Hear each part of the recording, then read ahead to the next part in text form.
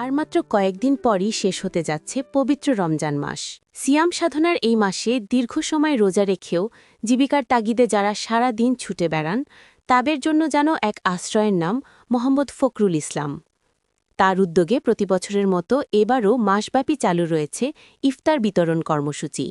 ১ লাখ মানুষকে ইফতার করানোর লক্ষ্য নিয়ে পরিচালিত এ কর্মসূচির অংশ হিসাবে শনিবার গোলাপগঞ্জের ঢাকা দক্ষিণে বিভিন্ন শ্রেণী পেশার মানুষের মাঝে ইফতার বিতরণ করা হয়।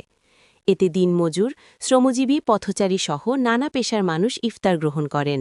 মৌলানা মোহাম্মদ ফখরুল ইসলাম ভাইয়ের পক্ষ থেকে প্রতিদিন ন্যায় আজকেও আমরা ঢাকা দক্ষিণে ইফতার সামগ্রী বিতরণ করতেছি।